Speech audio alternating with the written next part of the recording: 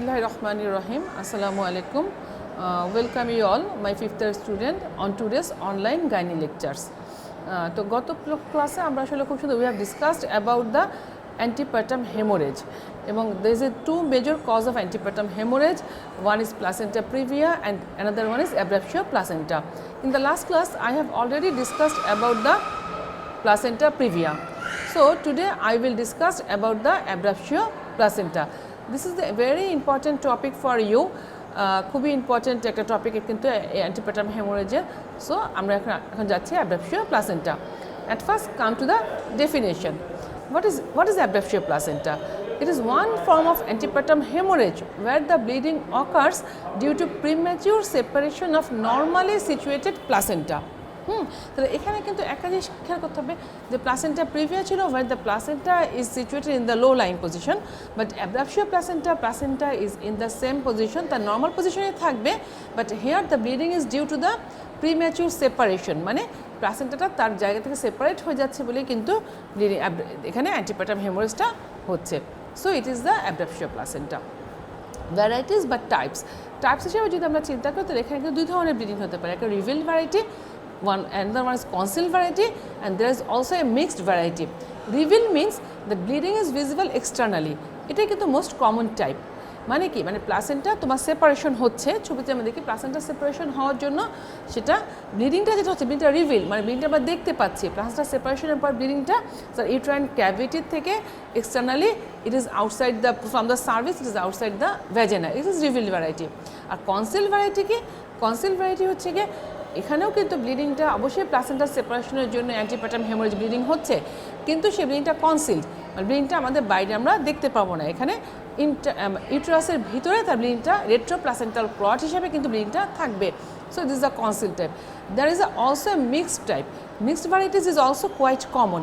এখানে অলওয়েজ ব্লিডিংটা কিন্তু মিক্সড ভ্যারাইটিসে কিছু ব্লিডিং আমরা মানে উই ক্যান রিভিল্ডের মতো থাকবে, মানে কিছু ব্লিডিং আমরা পারভ্যাজিনাল দেখতে পাবো এবং কিছু থাকবে রেট্রোপ্লাসেন্টাল ক্লট হিসাবে।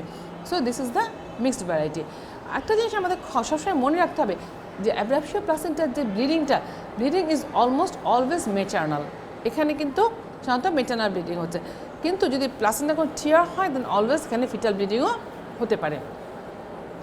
সো এখানে দেখো যে abruptio প্লাসেন্টা এখানে ছবিগুলো আমরা দেখতে পাচ্ছি, যে এখানে কিন্তু আমরা দেখো পিকচার এতে যেটা আছে সেখানে কিন্তু concealed placenta is separated basal plate থেকে ফ্রম ডেসিডুয়া ব্যাজালিস। আমরা জানি যে প্লাসেন্টা যখন when there is a placental formation the fetal part আসছে কোরিওনিক ফ্রন্ডোসাম এবং ম্যাটার্নাল পার্ট আসছে ডেসিডুয়া বেজালিস, এবং এখানে ব্যাজাল প্লেট থেকেই কিন্তু প্লাসেন্টা সেপারেট হয়ে থাকে।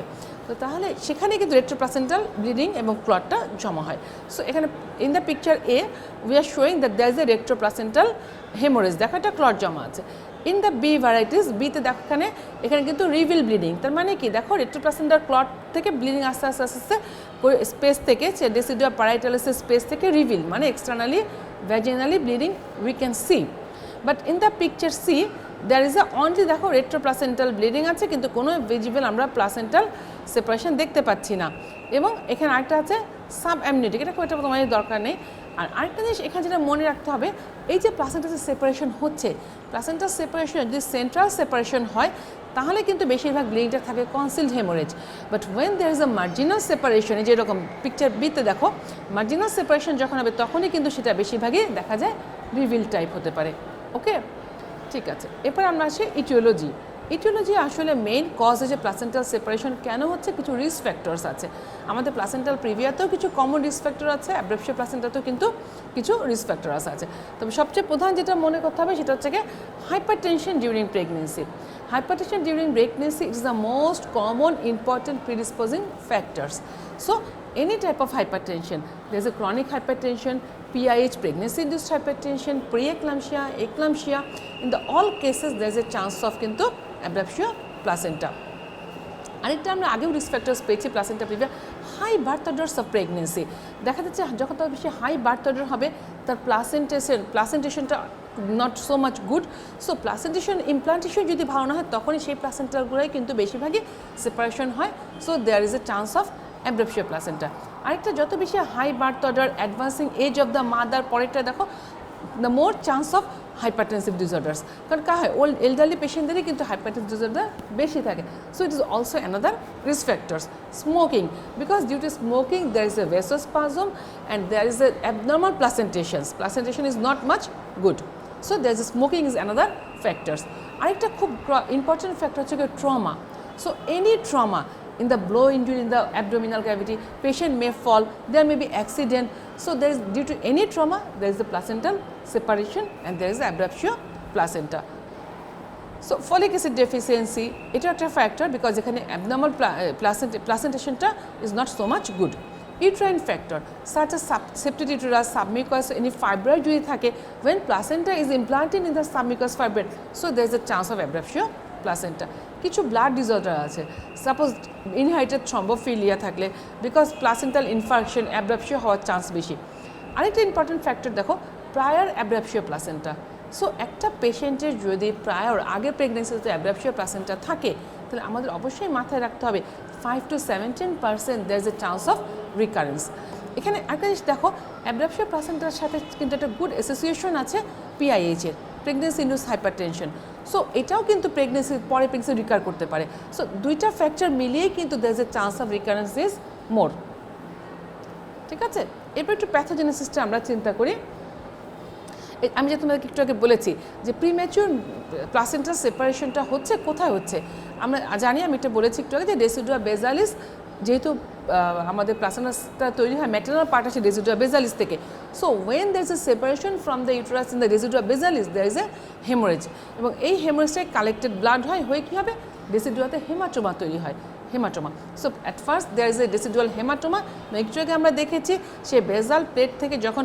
ভেসেলসটা রাপচার হয়ে যাবে কমিউনিকেটিং হেমাটোমা হবে তখন ইন্টারভিনাস স্পেসেও কিন্তু ব্লিডিং হবে হয়ে রেট্রোপ্লাসেন্টাল হেমাটোমা তৈরি হয় so at first placenta separate হচ্ছে যেটা সেন্ট্রাল সেপারেশন হতে পারে মার্জিনাল সেপারেশন হতে পারে যে ইউটেরাসের ভিতর থেকে সেপারেশন হচ্ছে সো রেসিডুয়াল বেজালিস থেকে হচ্ছে পরবর্তীতে কিন্তু এইখান থেকে রেসিডুয়াল বেজাল প্লেট ক্রস করে রেট্রোপ্লাসেন্টাল হেমাটোমাও তৈরি হবে this is the pathogenesis another important things একটু আমি বলে রাখি কোভেলিয়ার ইউটেরাস এটা তোমরা কিন্তু প্রায়ই পাবে আমরা আগে পেতাম অবশ্যই এখন রিসেন্টলি আমরা যেহেতু আগে পেশেন্ট ডায়াগনোসিস হয়ে যায় বাট এই টার্মটা একটু আমাদের জানতে হবে অনেক সময় পরীক্ষার সময় জিজ্ঞেস করি যে what do you mean by Couvelaire uterus জিনিসটা কি এটা আসলে ইউটেরোপ্লাসেন্টাল অ্যাপোপ্লেক্সি ইউটেরোপ্লাসেন্টাল অ্যাপোপ্লেক্সি এখানে যদি আমরা আসলে একটা আমি ছবিতে তোমাদের একটা ছবি দেখতে পাচ্ছি এখানে কোভেলিয়ার ইউটেরাস দেখো এখানে যেটা হয় সেটা হচ্ছে আমরা এখানে বলেছি যখন ম্যাসিভ ইন্টারভেসেশন অফ দ্য ব্লাড যে যখন অনেক বেশি ব্লাড ব্লিডিং হচ্ছে আমরা জানি বেজাল প্লেটটাকে সে ক্রস করে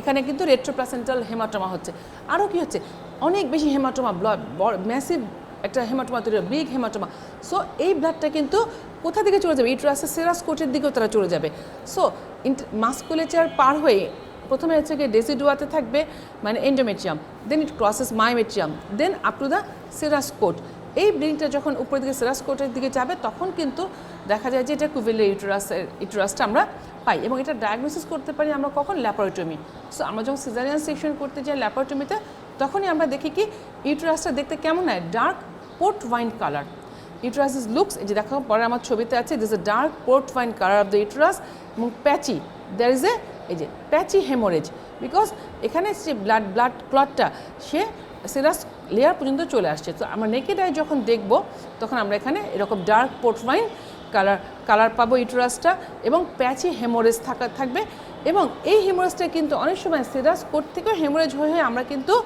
ইন্ট্রাপেরিটোনিয়াল ব্লিডিংও পেতে পারি ঠিক আছে so uterus is dark port wine colour may be patchy diffuse and subperitoneal petechial haemorrhage are found under the uterine peritoneum আমি যে ছবিটা দেখালাম there is a free blood in the peritoneal cavity of course আমরা এটাও কিন্তু পেতে পারি blood peritoneal ক্যাভিটিতে আমরা ফ্রি ব্লাডও পেতে পারি ঠিক আছে এই যে এটা হচ্ছে আমাদের কোভেলিয়ার ইউটেরাসের একটা ছবি ঠিক আছে মাইক্রোস্কোপিক্যালি মানে ওই কোভেলিয়ার ইউটেরাসের মাইক্রোস্কোপিক্যালি আমরা কী পাবো যদি আমি ইউটেরাসের মাসেল মাইক্রোস্কোপিক দেখি so uterine muscles are necrosed and there are infiltration of blood into the fluid in between muscle bundles ইউটেরাসের যে আমাদের এরকম মাসেল বান্ডেলগুলো আছে তার মধ্যে আমরা কিন্তু ওখানে ব্লাড ক্লটস পেতে পারি সো এটা হচ্ছে কি আমাদের কোভেলিয়ার ইউটেরাস অনেক সময় তোমাদের জিজ্ঞাসা করা এই জন্য আমি বললাম আরেকটা ইম্পর্টেন্ট জিনিস একটুখানি বলি এখানে প্যাথোলজিতে ব্লাড কোয়াগুলোপ্যাথি বিকজ অ্যাব্রাপশিও প্লাসেন্টার সাথে ব্লাড কোয়াগুলোপ্যাথির একটা খুব ক্লোজ রিলেশন আছে ব্লাড কোয়াগুলোপ্যাথি কেন হচ্ছে দেখো, আমরা একটু আগে কী পড়লাম যে একটা ব্লাড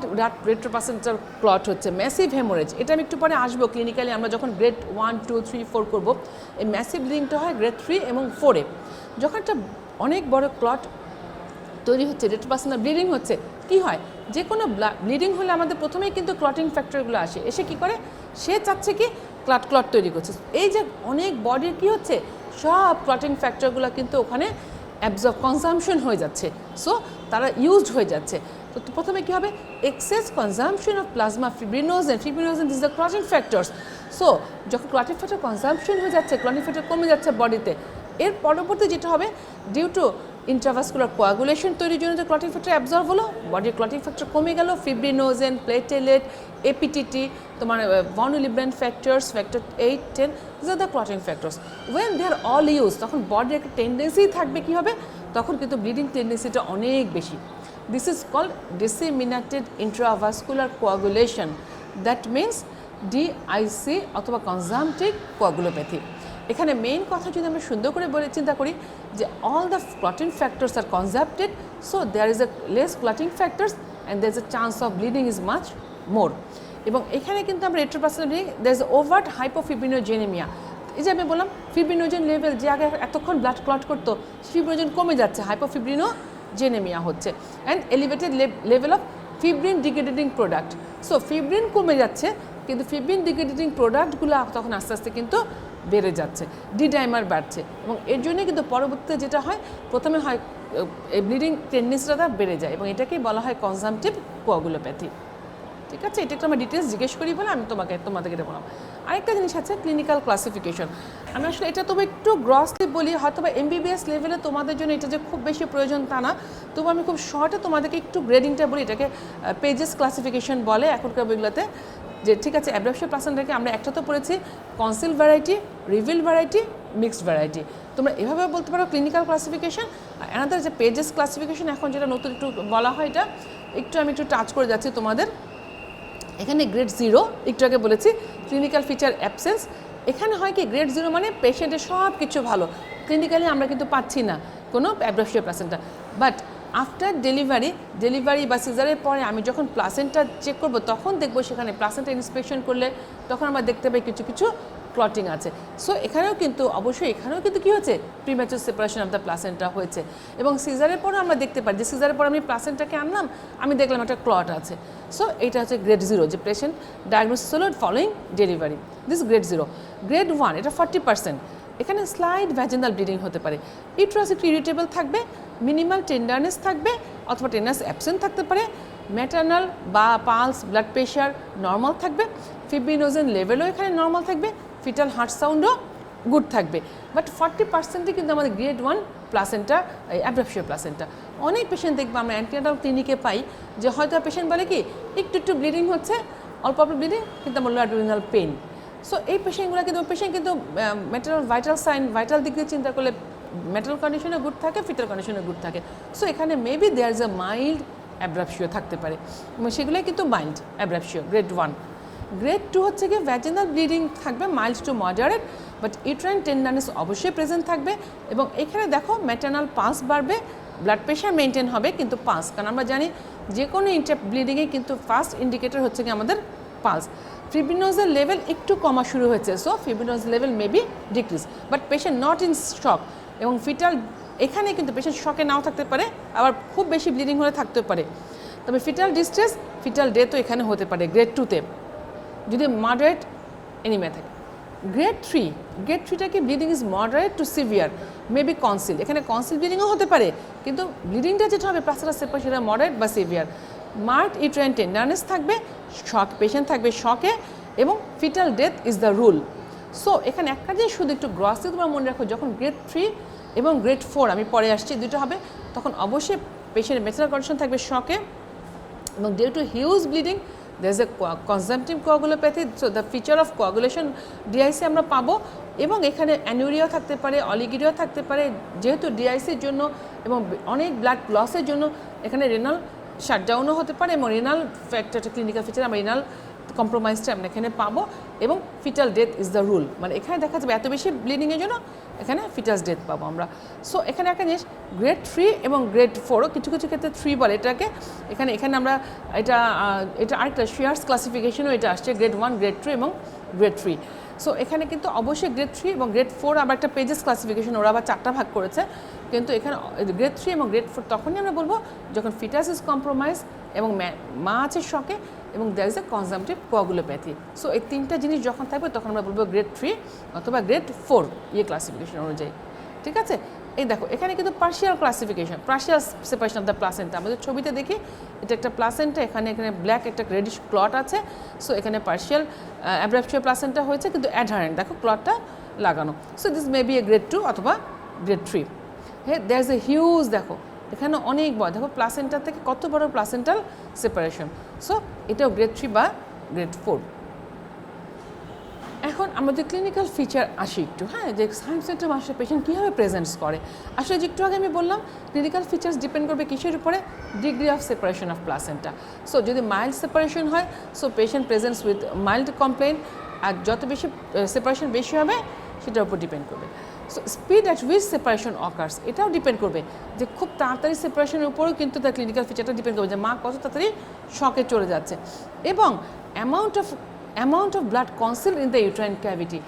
শোনো, প্লাসেন্টা প্রিভিয়াসে এখানে অ্যাব্রাপটিওর ডিফারেন্স, যে এখানে কিন্তু আমরা যতটুকুন ব্লিডিং দেখতে পাচ্ছি সেটুকুনই যে ব্লিডিং তা না, এটা কিন্তু অনেকটা একটা আমরা কী বলি আইসবার্গস, মানে আমরা যদি আইসবার্গস একটা চিন্তা করি, আমরা যদি চিন্তা করি যে বরফের একটা আইসবার্গস, তার আমরা টিপটা দেখতে পাচ্ছি, পিরামিডের টিপ দেখতে পাচ্ছি, কিন্তু ভিতরে তখন অনেক ব্লিডিং থাকতে পারে।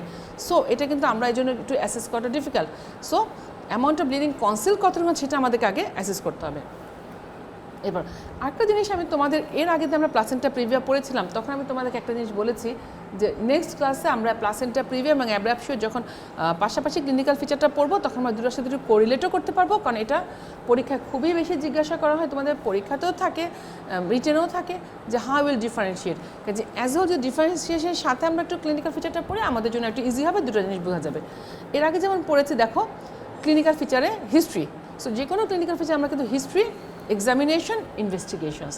সো হিস্ট্রিতে কীরকম থাকবে দেখো, নেচার অফ ব্লিডিং, প্লাসেন্টা প্রিভিয়াতে আমরা বলেছি painless, apparently causeless, recurrent bleeding. Abruptio placenta কী থাকবে, পেইনফুল এবং অনেক সময় অ্যাট্রিবিউটেড থাকতে পারে প্রি-এক্লাম্পসিয়া, অথবা দেখো ট্রমার হিস্ট্রি থাকতে পারে এবং ব্লিডিংটা হবে painful bleeding. Characters of blood, so এখানে কিন্তু অবশ্যই bleeding is always revealed. Placenta প্রিভিয়ার একটা ইম্পর্টেন্ট থিংস, যেহেতু প্লাসেন্টা নিচে আছে অলওয়েজ ব্লিডিংটা রিভিলড, বাট অ্যাব্রাপটিও প্লাসেন্টা আমরা কী পড়লাম, রিভিলডও থাকতে পারে, কনসিলডও থাকতে পারে, মিক্সডও থাকতে পারে। ক্যারেক্টার অফ ব্লাড, ব্লাডের কালারটা কেমন হবে, প্লাসেন্টা প্রিভিয়া থাকলে ব্রাইট রেড এবং প্লাসেন্টা অ্যাব্রাপটিও থাকলে ডার্ক কালার। বিকজ আমরা কি জানি এখানে কিন্তু ব্লিডিংটা কোথায় হচ্ছে, লোয়ার সেগমেন্টে না, ব্লিডিংটা হচ্ছে আপার ইউটেরাসের জাস্ট মানে প্লাসেন্টা যেখানে ইমপ্লান্টেড সেখানে। সো এই ব্লিডিং যখন উপরে ব্লিডিং হয় সেই ক্লট থেকে আস্তে আস্তে আস্তে ব্লিডিং হয়, সে তো ফ্রেশ ব্লিডিং হবে না। যে কোনো ব্লাড ক্লট তোমরা দেখেছো তাই না, সেখানে ফ্রেশ ব্লাড ব্লিডিং হয় না, সেখানে থাকে সাধারণত altered blood, so dark colour blood. So আমরা যেটা বললাম তাহলে কী করলাম, জেনারেল কন্ডিশনটা আমরা প্লাসেন্টা প্রিভিয়াতে যেটা পাবো সেটা হচ্ছে proportionate to blood loss, whereas in the abruptio placenta it is not proportionate because the bleeding which we are seeing there may be অনেক ব্লিডিং কিন্তু কনসিল থাকতে পারে। সো পেশেন্টের এনিমিয়া, পেশেন্টের শকের কন্ডিশন আমাদের ব্লিডিং দেখে বোঝা যাবে না, কাজে আরও বেশি পেশেন্টের শকে থাকতে পারে। আচ্ছা, আর হচ্ছে ফিচার্স অফ প্রি-এক্লাম্পসিয়া ইউজুয়ালি অ্যাব্রাপটিও প্লাসেন্টাতে থাকে, আমরা বলেছি প্লাসেন্টা প্রিভিয়াতে থাকবে না, হাইপারটেনসিভ ডিসঅর্ডারসগুলো। অন অ্যাবডোমিনাল এক্সামিনেশনে দেখো height of the uterus, in case of placenta previa আমরা আগের দিনে বলেছে যে ফান্ডাল হাইট যেটা আমরা দেখি সেটা প্রপোর্শনেট হবে জেস্টেশনাল এজের সাথে। What do you means that 34 weeks pregnancy we will get the fundal height 34 centimeters, this is proportionate, but in case of abruptio placenta যেহেতু ওখানে retroplacental clot আছে, so it is higher than that, যে ব্লিডিংটা অবশ্যই conceal টাইপে বেশি হয়, যে ইউটেরাসের হাইটটা তারা জেস্টেশনাল এজের চেয়ে it will be more. Okay, feel of the uterus, in case of placenta previa কি হবে, uterus থাকবে soft and relaxed, but in case of abruptio placenta as there is a huge amount of blood clots, so retroplacental clot, the abdomen থাকবে tense and tender, rigid, এবং patient অনেক সময় abdomen টাচই করতে দেয় না। সো এইগুলো দেখেই কিন্তু আমরা ক্লিনিক্যালি আসলে ডিফারেন্সিয়েট করতে পারি একটা পেশেন্টকে, যে কোনটা অ্যাব্রাপশিও কোনটা placenta previa.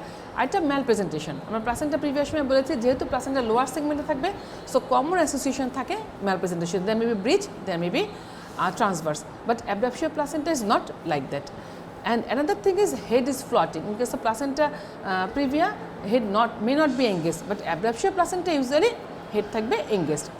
Fetal heart sound usually presents because আমরা পড়েছি placenta previaতে fetal compromise it not so much, so এখানে usually fetal heart sound পাওয়া যায়, good থাকে, but in case of abruptio placenta not in all cases, but এটা আমরা দেখেছি grade 3 and grade 4 অথবা severe mild degree moderate severe degree of abruptio placenta there may be fetal heart sound is absent, there may be fetus death. এবং আমরা confirm করব কিভাবে, how will confirm our diagnosis by doing an ultrasonogram. আল্ট্রাসোনোগ্রামে আমরা details last দিন বলেছি যে placenta প্রিভিয়াতে বলেই দিবে যে placenta lower segment, but abruptio প্লাসেন্টাতে they will say that placenta is in the normal positions, that is placenta is in the upper segment, and they may told in grade 3 and grade 4 that huge amount of retroplacental bleeding, but এটা কিন্তু সবসময় পাওয়া যায় না আসলে clinically. কিন্তু grade 1, 0, grade 1 এবং grade 2তে যখন মাইল্ড অ্যাব্রাপশিও হয় তখন কিন্তু অলওয়েজ যে তারা বলতে পারবে আলট্রাসোনোগ্রাফিতে সেরকম আসলে হয় না, ঠিক আছে। ভ্যাজিনাল এক্সামিনেশন, সো আমরা কিন্তু অবশ্যই আমি বলেছি এনি এপিএইচ পেশেন্টের আমরা কখনোই প্লাসেন্টা প্রিভিয়া জানা থাকলে আমরা পিভি করব না, বাট যখন আমরা আলট্রাসাউন্ডে জানবো যে প্লাসেন্টা লোয়ার সেগমেন্টে নাই, so then after that we can do a per vaginal examination, okay. So এটা একটা ইম্পর্টেন্ট থিং, ঠিক আছে। এবং একসাথে কিন্তু আমরা আরেকটা জিনিসও পারলাম, আমরা কিন্তু দুইটা জিনিস যে কনসিল ভ্যারাইটিস হলে কী হবে, রিভিল ভ্যারাইটিস হলে ক্লিনিক্যাল ফিচার কী হবে, অ্যানাদার থিংস আমরা জানলাম আজকে প্লাসেন্টা প্রিভিয়ার সাথে অ্যাব্রাপশিও প্লাসেন্টার ডিফারেন্সটা কী, ওকে। সো ডায়াগনোসিসে যদি আমরা আসি তাহলে আমরা কী বললাম, মেইনলি ক্লিনিক্যাল ডায়াগনোসিস, তাই না। আমরা যে এত কিছু ক্লিনিক্যাল প্যারামিটার দেখে আমরা কিন্তু ডায়াগনোসিস করতে পারি, বাট কনফার্ম আমরা কীভাবে করতে পারি, আলট্রাসোনোগ্রাম এবং এমআরআইও হেল্পফুল, যদি এমআরআই আমাদের ইন আওয়ার কান্ট্রি কন্ট্রাস্টে আমরা খুব বেশি করি না, কারণ ইট ইস এক্সপেন্সিভ টেস্ট, ওকে। Prognosis. So prognosis যদি আমরা চিন্তা করি, the prognosis of the mother and the baby depends on the clinical types. এই যে আমি একটু আগে বলেছি reveal variety, mixed variety, conceal variety, এটার উপর ডিপেন্ড করবে, গ্রেডের উপর, degree of placental separation, because যত বেশি placenta separated the more placenta will be separated, the more retroplacental clots and bleeding and fetal condition is much more worsen. So it is depends, prognosis depends on the placental separation and the delivery diagnosis ইন্টারভেলটা একটা important factor. এখন একটা patient ধর prognosis depend করবে, একটা patient তুমি abruptio placenta diagnosis করলে immediate তুমি একটা ম্যানেজমেন্ট নিলে, so prognosis will be good, but when any placenta abruptio diagnose at home, she came to one hospital, from the another hospital she is referred এবং prompt management হলো না, so prognosis will be bad. এবার আমরা আসি একটু কমপ্লিকেশনসগুলো নিয়ে, হ্যাঁ, because আমি ম্যানেজমেন্টে যা বসলো কমপ্লিকেশনগুলো একটু বলছি, তবু কী কী কমপ্লিকেশন হতে পারে দেখো, maternal complication, fetal complication. Maternal complication যদি আমরা পড়ি তাহলে কি হেমোরেজ, এর আগে পিএইচে পড়েছি আমরা, সো হেমোরেজ, শক এবং ম্যাটার্নাল, এমনকি এমনও হতে পারে due to very haemorrhage and শকের জন্য ম্যাটার্নাল ডেথও হতে পারে, ফিটাল ডেথ হতে পারে। আর another important factors blood coagulation disorders, যেটা আমি একটু আগে ডিটেলস বলেছি। তোমাদেরকে কিন্তু যখনই অ্যাব্রাপশিও প্লাসেন্টা ধরবে অবশ্যই তোমরা প্রিপেয়ার থাকবে, তোমাদেরকে কিন্তু যে ব্লাড কোয়াগুলোপ্যাথিক কোয়াগুলেশন ডিসঅর্ডার্স অনেক বেশি এটাও আস্ক করা হবে যে why there is a blood coagulation disorders in case of abruptio placenta, which I tell earlier. Another things oliguria, anuria. এখন কেন অলিগুরিয়া হচ্ছে, বিকজ আমরা দেখেছি কি হাইপোভলিউমিয়া হচ্ছে, টিউবুলার নেক্রোসিস হচ্ছে, এবং যত বেশি hypovolaemia there will be oliguria, kidney compromise and there is anuria. Postpartum haemorrhage, আমরা সবাই জানি APH is followed by PPH.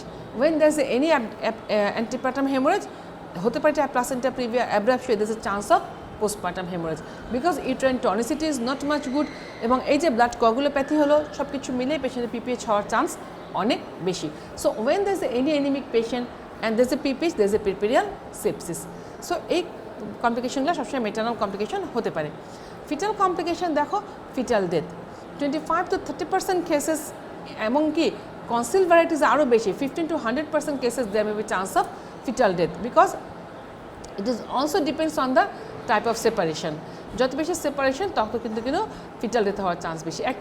আরেকটা থাকে প্রিম্যাচিউরিটি, আমরা কিন্তু হয়তো অ্যাব্রাপশিও প্লাসেন্টা হলো 30 weeks 32 weeks, but due to maternal safety, because আমি একটু পরে ম্যানেজমেন্টে আসবো যে abruptio placenta there is no conservative management, we have to do active management.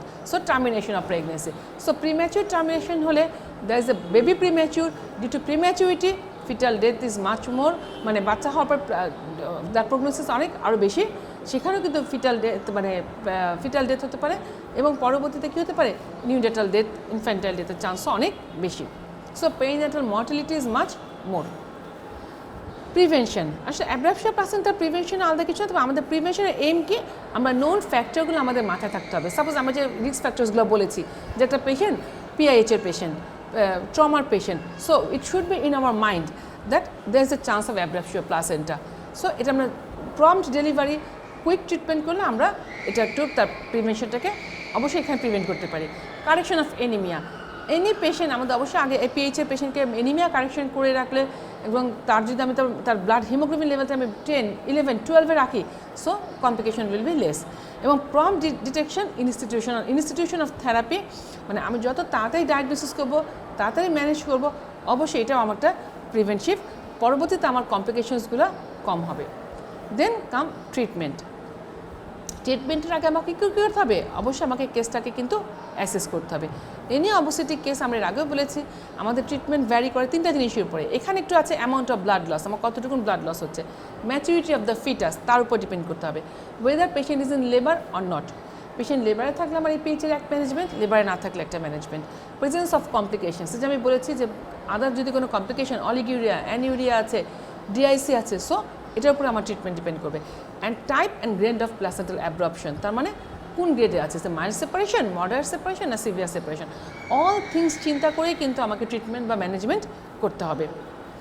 ওকে, আরেকটা সবচেয়ে মনে রাখতে হবে, এমার্জেন্সি মেজার্সে আমরা যদি চিন্তা করি যে অবশ্যই একটা জিনিস যে placenta, abruptio placenta, this is no chance of conservative management unless otherwise very mild degree, যে 0 বা 1, এছাড়া কিন্তু অ্যাব্রাপশিও প্লাসেন্টাতে আমরা কখনোই কোনো মানে কনজারভেটিভ ম্যানেজমেন্টে আমরা যাব না। সো এখানে যেটা ইমার্জেন্সি মেজার কি, পেশেন্টের ব্লিডিং হচ্ছে, এখানে হয়তো বা রিভিল টাইপ না, কনসিল টাইপ, সো আমরা যে ব্লিডিং দেখছি actual bleeding is much more. So এখানে যে কোনো এপিএইচে আমাদের blood is Saint for haemoglobin percentage, cross matching, Rh typing এবং হেমাটোক্রিট এস্টিমেশন। আর এখানে একটু বেশি যেটা করতে হবে, যেটা আমরা প্লাসেন্টা প্রিভিয়াতে করি না, coagulation profile, we must assess the coagulation profile. So when we will send for blood hemoglobin percentage, blood grouping, RH typing, cross matching of the blood, at the same time we will do the coagulation profile, fibrinogen level, FDP, prothrombin time, activated partial thromboplastin time, platelet counts, this is important. And of course আগেকার যুগে আমি এটাও করতাম, এখন কিন্তু আমরা blood bleeding time and clotting time, BTCT always important, but এই যেহেতু আমরা বাকি coagulation profile গুলো যখন ইমিডিয়েটলি করতে পারি, এটা আমাদের খুবই প্রয়োজন। এবং পেশেন্টকে কী করবো, আমরা পেশেন্টকে স্ট্যাবিলাইজ করবো। সো আমরা ইনভেস্টিগেশন করতে পাঠাবো, which arrange for blood transfusion, if blood is not immediately we will not find the blood. So আমরা পেশেন্ট শকের পেশেন্ট অথবা patient can go to shock, so আমরা রিঙ্গাস একটা সলিউশন স্টার্টেড, এবং আমরা আগেও বলেছি, এবং ব্লাড ট্রান্সফিউশন অ্যারেঞ্জ করবো। এবং management options are immediate delivery and management of complication. দেখো এখানে কিন্তু আমরা একবারও বলি নাই যে expected management, immediate delivery. Definitive treatment should be done, definitive ট্রিটমেন্টে আমাদেরকে ইমিডিয়েট ডেলিভারি। এখন এখানে আমাদের ইমিডিয়েট ডেলিভারি ক্ষেত্রে দুটো জিনিস চিন্তা করতে হবে, whether patient is in labour or not. আমরা যদি দেখি severe abruptio placenta grade 3, grade 4, concealed bleeding, patient maternal condition is worsen and patient is in labour. Labour মানে কি, এখন লেবার মানে আমার 2 সেন্টিমিটার 3 সেন্টিমিটার আসছে, নট লাইক দ্যাট। এখানে পেশেন্ট লেবারে আছে, আমার মনে হচ্ছে আমার ইমিডিয়েটলি কিছুক্ষণের মধ্যে ডেলিভারি হয়ে যাবে। সো সেখানে আমি হয়তো বা লো রাপচার অফ মেমব্রেন করতে পারি। আমি যখন আর্টিফিশিয়াল রাপচার অফ মেমব্রেন করবো, এখানে একটা অ্যাডভান্টেজ আছে যে এখানে এআরএম করলে আমাদের টেন্সনেসটা কমে যায়। এই যে ব্লাড ক্লট, যেটা ক্লট হয়েছিল কনসিল টাইপের ব্লিডিং, সেই ব্লিডিংটাও রিভিল্ড হবে এবং আমার ইউট্রাসের টেন্সনেসটা কমে যাবে, ইউট্রাসের সাইজটা আস্তে আস্তে ছোট হবে, এবং এআরএম করে দিলে কিন্তু ব্লিডিংটাও স্টপ হবে, একটা অ্যাডভান্টেজ। অ্যান্ড ডেলিভারিটাও প্রম্পট হবে। তবে আরেকটা জিনিস এখানে খেয়াল করতে হবে যে আমরা অবশ্যই দুটো জিনিস করব না। পেশেন্ট যদি এখানে ডেলিভারি আছে কিন্তু তার ইমিডিয়েটলি ডেলিভারি হওয়ার চান্স নেই, we should go for caesarean section. আর অ্যাব্রাপশিও প্লাসেন্টাতে আসলে বেশিরভাগ ক্ষেত্রে দেখো 50% ক্ষেত্রে, হাফ ক্ষেত্রে কিন্তু সিভিয়ার অ্যাব্রাপশিও প্লাসেন্টাতে আইইউডি বা কী থাকে, বাচ্চা কিন্তু আমরা ফিটাল হার্ট রেট পাই না, বেশিরভাগই থাকে আইইউডি।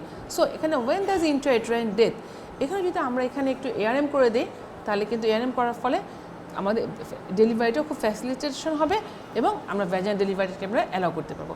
এখানে তোমরা একটা জিনিস চিন্তা করতে পারো যে কোনো আইইউডিতে তো আমরা বলি কী করি, কোনো আইইউডিতে কিন্তু আমরা কী করি না, সাধারণত আর্টিফিশিয়াল আপচার পেমেন্ট করি না, বাট হেয়ার এই ক্ষেত্রে কিন্তু আমরা এখানে করতে পারি।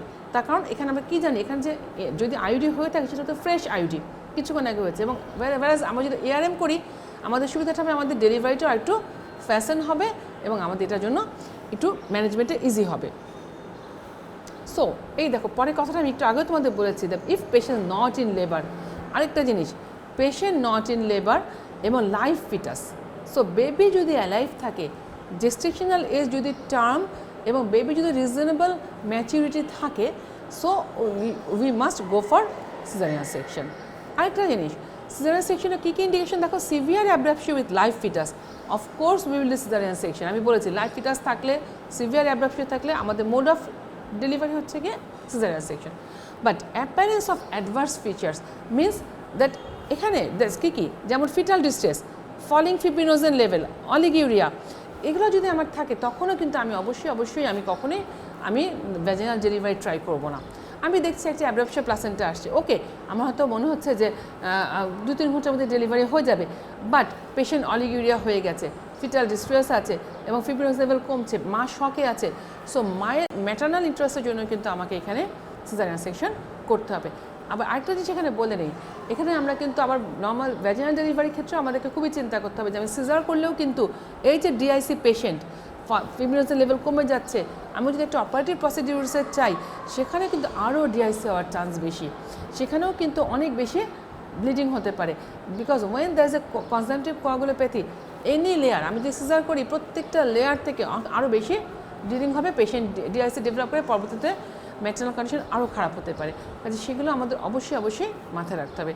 এখানে আমাকে অবশ্যই যদি আমি দেখি না আমার ফিব্রিনোজ লেভেল কমে যাচ্ছে, আমাকে অবশ্যই যেখানে আইসিইউ ফ্যাসিলিটিস আছে সেখানে আমাকে এখানে সিজার করতে হবে ডিআইসি মাথায় রেখে।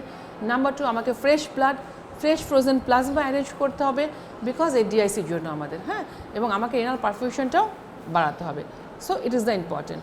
এখন এই যে ম্যানেজমেন্টে আসলে আমি যে সহজ করে আর যদি আমরা চার্ট করে পড়ি, এই যে কথাগুলো বলছি সেটা যদি আমরা একটু কনসাইজ করি যে কী করবো, আমরা এমার্জেন্সি মেজার্স অবশ্যই আমরা একটা কী করবো, 2 হাতে 2টা আইভি চ্যানেল ওপেন করবো, রিঙ্গাস একটা সলিউশন দিব, ব্লাড ট্রান্সফিউশন করবো, কোয়াগুলেশন প্রোফাইল করবো এবং ইউরিন আউটপুট মেজার করবো, because patient may going to oliguria anuria and fetal monitoring করবো, ইলেকট্রনিক মনিটরিং, আমি সিটিজি করবো, আমার ডপলার থাকবে, ডপলারের ফিটাল হার্ট রেট দেখবো।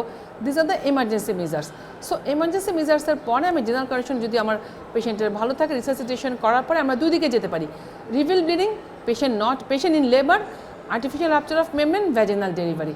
But here very much important যে if delivery is imminent, মানে within short time, within 2 to 3 hours there is a chance of delivery, then we will do the artificial rupture of membrane and delivery. But if patient is not in labor, so mode হচ্ছে cesarean delivery. আরেকটা হতে পারে আমরা এখানে কী করতে হবে, vaginal delivery selected cases, কোথায় ধরো আমার এখানে হচ্ছে কি আমার হয়তো জাস্ট 28 উইকস 30 উইকস, আমি চিন্তা করছি যে এখানে তো ফিটাল ভায়াবিলিটি নাই বা বাচ্চা খুবই প্রিম্যাচিউর, সেগুলোর ক্ষেত্রে আমরা যেন এআরএম করে আমরা ভ্যাজিনাল ডেলিভারির জন্য অপেক্ষা করি, যে ফিটাস ডেড, আমি তাকে রিসাসিটেশন করলাম এবং fetus is not is mature fetus, সেগুলোর ক্ষেত্রেও আমরা তখনই অবশ্যই আমরা এখানে আর্টিফিশিয়াল রাপচার অফ মেমব্রেন এবং ভ্যাজিনাল ডেলিভারি, বিকজ 50% ক্ষেত্রে এখানে কিন্তু ফিটাস ডেথ হওয়ার চান্স থাকে। বাট মাথায় অবশ্যই থাকতে হবে আমরা এখানে fresh blood, fresh frozen plasma দিব এবং যদি mild to moderate abruption placenta হয় সেগুলোর ক্ষেত্রে, ঠিক আছে। সো এখানে আরেকটা অক্সিটোসিন যেটা আমরা ড্রাগটা দিব, অবশ্যই আমরা পরবর্তীতেও কিন্তু এটা যে কোনো এপিএইচ পেশেন্ট, ওই যে বলেছি পিপিএইচ হওয়ার চান্স বেশি, সো পোস্ট অপারেটিভ অবশ্যই আমরা পেশেন্টটাকে মনিটরিং করবো যেন পিপিএইচটা না হয়। ওকে, ঠিক আছে। তাহলে আমরা যদি একটুখানি রিক্যাপিচুলেট করি যে আমরা এর আগে কিন্তু অ্যান্টিপার্টাম হেমোরেজে আমরা আজকে কী শিখলাম, আমরা যদি এপিএইচ আমি কিন্তু এটা পার্ট 2, এটা আমাদের সেকেন্ড লেকচার, কারণ ফার্স্ট লেকচার আমরা প্লাসেন্টা প্রিভিয়া পড়েছি, আজকে আমরা abruptio placenta definition, type, the clinical feature, patient manifestation এবং পেশেন্ট ম্যানেজমেন্ট, কমপ্লিকেশন, প্রগনোসিস, এবং অবশ্যই যেহেতু তোমাদের পরীক্ষা খুবই ধরা হয়, how will differentiate abruptio placenta from placenta previa, এবং অনেক সময় সিনারিও দিয়েও কোশ্চেন থাকে যে a lady suppose come to you with 34 weeks of pregnancy with abruptio placenta and fetus is alive, এটা ম্যানেজমেন্ট কেমন হবে? আবার সেম পেশেন্টে থাকলো ফিটাস ডেড অথবা severe abruptio placenta, how will manage? So any obstetric patient আমরা বলেছি যে পেশেন্ট টু পেশেন্ট কিন্তু ভ্যারি করবে, তোমাদের সিনারিও হিসাবেও কিন্তু কোশ্চেন থাকতে পারে। সো এভাবে সাধারণত আমরা ম্যানেজমেন্টগুলো দেখব, ঠিক আছে? তাহলে মোটামুটি আজকে আমরা এই পেজ আমরা কিন্তু লাস্ট দুটো লেকচারের মাধ্যমে হোল অ্যান্টিপার্টাম হেমোরেজ, যেটা খুবই খুবই খুবই ইম্পর্টেন্ট তোমাদের জন্য, এটা ডিসকাস করার চেষ্টা করেছি আমরা, যে ইন ডিটেলস যেন তোমরা জিনিসগুলো সহজভাবে বুঝতে পারো, ঠিক আছে? ওকে স্টুডেন্টস, আসসালামু আলাইকুম, তোমাদের সবাইকে ধন্যবাদ এতক্ষণ ধরে লেকচার শোনার জন্য, এবং ইনশাআল্লাহ নেক্সটে আবার দেখা হবে। তোমাদের সকলকে থ্যাংক ইউ, ধন্যবাদ।